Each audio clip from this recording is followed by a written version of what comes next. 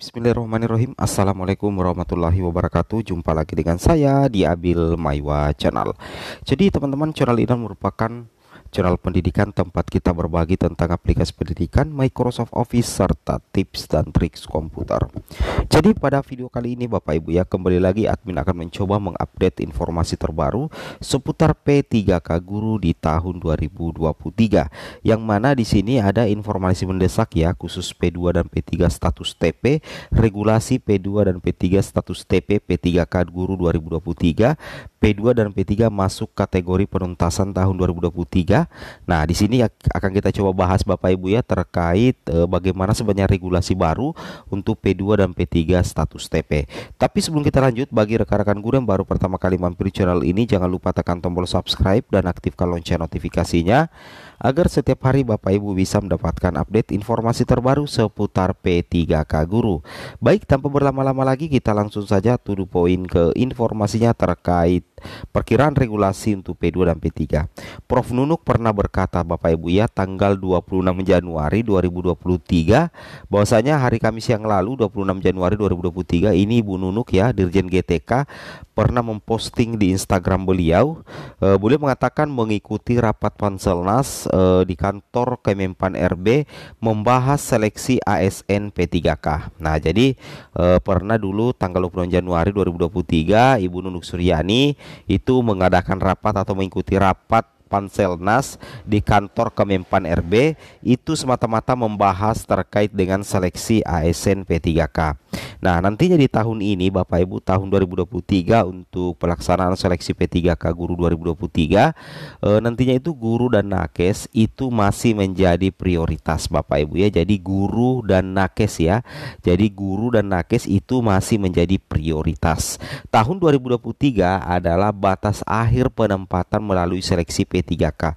Semoga semua lancar dan para guru-guru honorer mendapatkan penempatan ya. Jadi untuk tahun 2023 nanti Bapak Ibu itu sudah menjadi batas akhir ya untuk penempatan melalui seleksi P3K. Kenapa? Karena di tahun 2024 nanti perekrutan P3K itu akan sedikit berubah, yang mana perekrutan P3K Guru tahun 2024 itu akan memfokuskan yang sudah mengikuti PPG Prajabatan. Seperti itu ya. Jadi seperti itu PPG Prajabatan. Nah, di sini katakan semoga semua lancar dan para guru-guru honorer itu mendapatkan penempatan ya. Amin amin ya rabbal alamin. Nah, sekarang kita langsung saja to the point lagi ke informasinya Bapak Ibu. Nah, di sini Bapak Ibu perhatikan saja ya, bahwasanya untuk P3K Guru tahun 2023 khususnya pelamar prioritas 2 dan pelamar prioritas 3, yang di baling bawah ini adalah prioritas ya, semuanya P3. Kalau kita perhatikan nilai teknis murni dan nilai teknis dengan manajemen sosiokultural ke antara P3 yang mendapatkan penempatan dengan P3 yang TP. Kalau kita lihat perbandingan nilainya, yang P3 ini lebih tinggi nilainya Bapak Ibu ya daripada yang lolos di sini. Nah, jadi seperti itu ya. Jadi semata-mata kelulusan seorang guru honorer menjadi ASN bukan semata-mata ditentukan oleh apakah Bapak Ibu adalah peringkat pertama di sekolah Bapak Ibu, peringkat kedua di sekolah Bapak Ibu atau peringkat ketiga di sekolah Bapak Ibu. Nah, seperti itu ya. Jadi intinya di sini eh, ada sedikit keganjalan ya, kenapa bisa nilai ini tinggi tidak lulus, sedangkan ini tidak terlalu tinggi lulus. Itu karena formasi Bapak Ibu ya, itu karena formasi, kemudian terjadi perpindahan formasi juga, atau Bapak Ibu penilaiannya itu lebih baik yang di atas sini, artinya ada formasi di sekolahnya Bapak Ibu ya, sehingga dia mengisi formasi di sekolah induknya, seperti itu ya. Kemudian kita lanjut lagi.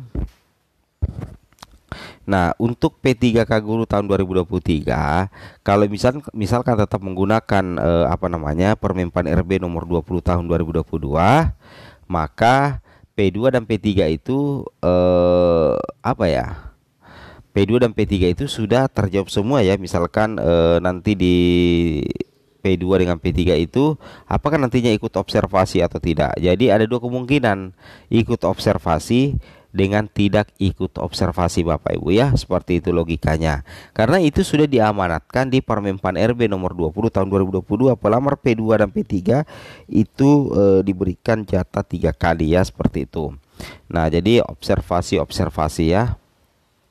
Kemudian kita lanjut lagi. Nah, sedangkan untuk P2 dan P3 kalau kita perhatikan di sini Bapak Ibu ya. Kalau kita perhatikan di sini untuk P2 dan P3 itu memang lebih banyak P3 yang belum lolos Bapak Ibu ya. Di data terakhir di sini kita perhatikan di sini untuk P2 7.510, 842 berarti ada sekitar 93.000 lagi jumlah tontonan ya yang akan mengantarkan seperti itu ya. Jadi 8.442 dikurang 7.510 ya, itu sekitar 900-an 800-an ya P2 yang belum diangkat. Sedangkan untuk P3 itu memang lebih banyak ya. Jumlah pelamar P3 itu 184.955, sedangkan lulus itu baru 108.000, berarti hampir 80.000 yang belum ya, yang artinya yang belum lolos ya, belum lolos mendapatkan penempatan. Tapi mudah-mudahan saja di P3K Guru 2023 ini bisa dituntaskan nantinya. Kemudian ada pelamar umum ya, guru honorer negeri di bawah 3 tahun, guru swasta PPG, jumlah pelamarannya itu adalah 32.788. Jadi sedikit ya, 32.788. Ya, nah, tapi kalau kita lihat jumlah kebutuhannya atau formasinya itu cuma 3.757 Bapak Ibu ya. Seperti itu intinya. Ya, kemudian kita lanjut lagi. Nah, bagaimana cara model eksekusinya seperti ini.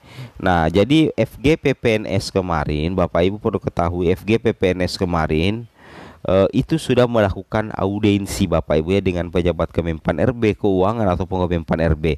Yang mana jawabannya di sini yang paling luar biasa menurut kami pribadi, yaitu poin yang ketiga dari poin keempat dari bawah, yaitu untuk P2 P3 yang belum observasi untuk dimasukkan ke dalam seleksi channel.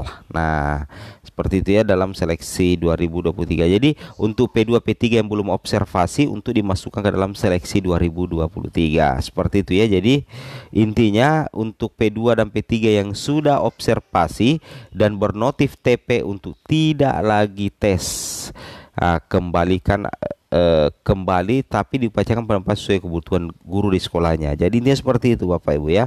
Kemudian untuk P2 P3 yang belum observasi dan dimasukkan ke dalam seleksi P3 ke 2023, memohon agar regulasi Permenpan RB untuk mengutamakan penyelesaian P1, P2, P3 yang sudah terdata dan terkunci di database Kemendikbud. Wow, mantap sekali ya, program daripada Habib ya. Program daripada Kemendikbudristek maksudnya ya, program daripada Kemendikbudristek.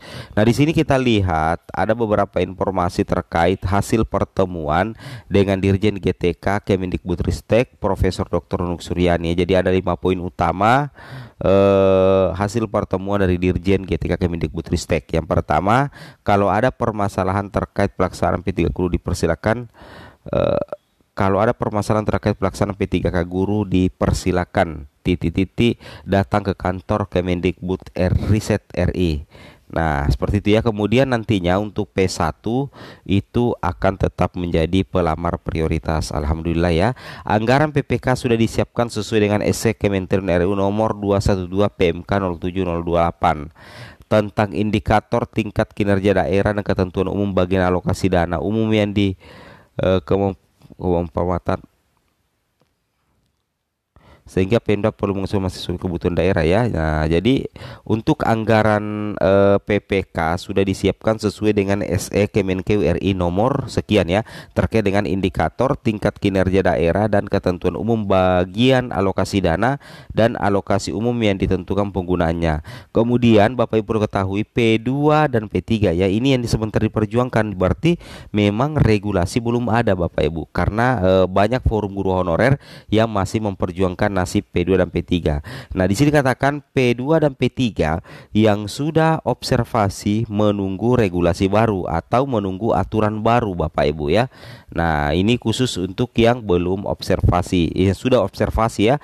Jadi menunggu saja regulasi jawaban daripada ya Kemdikbudristek. Kemudian P1, P2, P3 yang belum bisa resume supaya berkabar menunggu formasi dibuka tahun 2023 ini, diperkirakan bulan Mei Juni 2023. Semoga bermanfaat. Assalamualaikum warahmatullahi wabarakatuh.